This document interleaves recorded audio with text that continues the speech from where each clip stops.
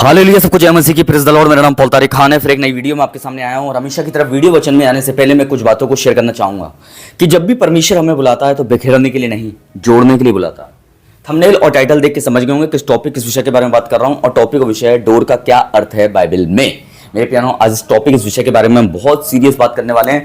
अगर वीडियो अंत तक समझना चाहते हैं तो स्किप ना करें, बल्कि वीडियो अंत तक देखें। स्किप करने के कारण पूरा संदेश नहीं समझ पाते हैं, क्योंकि बीच में छोड़ के भाग जाते हैं। बहुत लोगों से मुझे पता चल जाता है इंप्रेशन में देख के मुझे कि काफ़ी लोग वीडियो को छोड़कर भाग जाते हैं। बहुत कम लोग हैं जो वीडियो को समझना चाहते हैं, इसलिए स्किप ना करें। तो जैसे आपने समझ लिया होगा डोर का क्या अर्थ है बाइबल में, तो एक वचन मैं स्क्रीन पे लगाना चाहूंगा। सबसे पहले इस विषय पे सुंदर वचन है ये, होशे की पुस्तक, उसका 11वां अध्याय, उसका 4वां पद। मैंने उनको मनुष्य के समान प्रेम की डोरियों से, डोरियों से और स्नेह के बंधनों से खींचा है।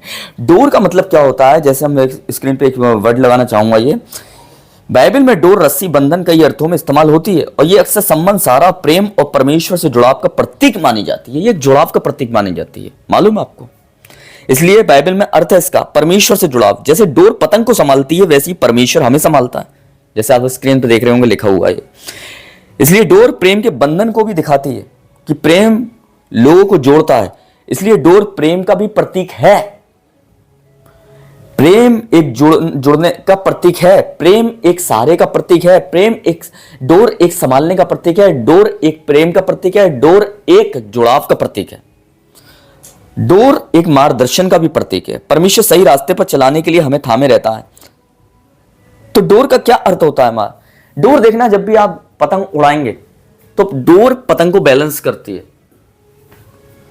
और जब तक डोर पतंग से कनेक्ट है तो पतंग कहीं और नहीं जा सकती। जहां डोर पतंग को ले जाएगी वहीं पतंग जाएगी, समझ रहे हैं? क्योंकि डोर से पतंग जुड़ी हुई है, इसलिए डोर उसका मार्गदर्शन करती है। डोर जहां उसे ले जाएगी वहीं वो जाएगी। मैं आपको बताना चाहता हूं, समझ रहे हैं? दूसरी चीज, डोर किस चीज को दिखाती है? प्रेम को भी दिखाती है, प्रेम के बंधन को भी दिखाती है। मालूम आपको, जैसे डोर एक पतंग को जोड़कर रखती है, वैसे ही परमेश्वर अपने प्रेम के द्वारा अपने लोगों को अपने से जोड़कर रखता है। मालूम आपको, समझ रहे हैं मेरी बात? डोर एक मार्गदर्शन को भी दिखाती है। मालूम आपको, डोर पतंग का क्या करती है? मार्गदर्शन करती है। जहां उसे चाहे वहां उसे ले जाती है। पर डोर जिसके हाथ में रहती है वो डोर का मार्गदर्शन करता है। वो डोर को जहां ले जाए डोर वहां जाएगी, और डोर जिसे जहां ले जाए वो डोर पतंग को जहां ले जाए पतंग वहां जाएगी। वैसे ही हमारी जिंदगी की डोर परमेश्वर के हाथ में रहती है, इसलिए परमेश्वर हमें जहां ले जाए हम वहां जाते हैं। और हम जिसका मार्गदर्शन करें वो वहीं चलता है, क्योंकि वही मार्गदर्शन परमेश्वर हमारा भी करता है। मालूम आपको? तो डोर संबंध को भी दिखाती है। किसको दिखाती है? एक संबंध को भी दिखाती है। जैसे डोर का संबंध अगर पतंग के साथ ना हो तो पतंग नहीं उड़ सकती, पतंग को मार्गदर्शन नहीं मिल सकता, पतंग उड़ान नहीं बढ़ सकती, पतंग ऊंचाई पर नहीं जा सकती, क्योंकि डोर ही उसे ऊंचाई पर पहुंचाने का सहारा देती है। तो डोर एक संबंध को दिखाती है, और डोर अगर टूट जाए तो क्या होता है? वो संबंध भी टूट जाता है। तो वो चीज क्या होती है? टूटने के कारण वो कहीं और चली जाती है, क्योंकि फिर उसके वो कंट्रोल में नहीं रहती। पतंग उसके कंट्रोल में नहीं रहेगी डोर के। अगर डोर बीच में टूट जाएगी तो पतंग उसके कंट्रोल में नहीं रहेगी, पतंग कहीं और पहुंच जाएगी। वैसे ही हमारी डोर, हमारा संबंध, जो डोर संबंध को दिखाती है, इसका प्रतीक है, अगर वो परमेश्वर से टूट जाए तो हम भी दुनिया में इधर उधर चले जाते हैं, जैसे एक पतंग चली जाती है। इसलिए कई दिन बाइबल में कई जगह डोर और रस्सियों का जिक्र किया है परमेश्वर ने, क्योंकि परमेश्वर ने इसलिए डोर और रस्सियों का जिक्र किया है, क्योंकि डोर, सबसे पहले मैंने क्या बताया? परमेश्वर के जुड़ाव को दिखाती है। दूसरा मैंने क्या बताया? परमेश्वर के प्रेम को दिखाती है। डोर लोगों को जोड़कर रखती है आपस में, और वो एक डोर परमेश्वर के प्रेम का प्रतीक है। तीसरा, डोर एक मार्गदर्शन को भी दिखाती है। जैसे डोर पतंग का मार्गदर्शन करती है, वैसे ही परमेश्वर हमारा मार्गदर्शन करता है। मेरे पियानो, एक डोर की तरह मेरे प्रिय भाई बहनों। इसलिए होशे की पुस्तक में लिखा हुआ है कि सफा होशे की पुस्तक कहता है कि मैं उनको मनुष्य के समान की डोरियों से और स्नेह के बंधनों से खींच लूंगा। डोर एक खींचने का काम भी करती है। परमेश्वर, समझ रहे हैं? अगर एक डोर एक मीडिएटर का काम भी करती है। मालूम है आपको? मिडिएटर का काम भी करती है, मध्यस्थता का भी काम करती है डोर, कि एक इंसान को और दूसरे इंसान को आपस में मिलाने में मदद करती है डोर। डोर किसी चीज को खींचने में मदद करती है। वैसे ही परमेश्वर की जो डोर है वो कौन है मालूम है आपको?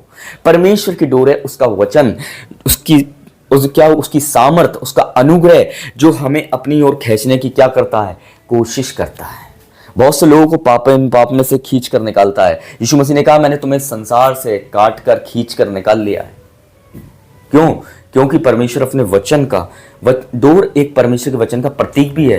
जैसे वचन हमें अपनी ओर खींचता है, वैसे ही डोर भी मेरे प्यानो एक क्या होती है, एक किसी चीज को खींचने में मदद करती है। जैसे देखा है आप, डोर रस्सी होती है, जब आप उसे बाल्टी में डालेंगे, कुएं में से पानी निकालेंगे तो क्या होगा, वो डोर उस बाल्टी को खींचने में सहारा लगाएगी और जिसकी वजह से आपको पानी में मिल जाएगा। वैसे ही परमेश्वर एक व्यक्ति को बदलने के लिए, अपनी राज्य में लाने के लिए एक डोर का इस्तेमाल करता है, और वो डोर है यीशु मसीह, वो डोर है परमेश्वर का वचन।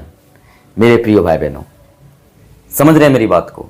तो डोर का ये अर्थ है, डोर का बहुत बड़ा रोल है, धागे का बड़ा बड़ा रोल है, रस्सी का बहुत बड़ा रोल है।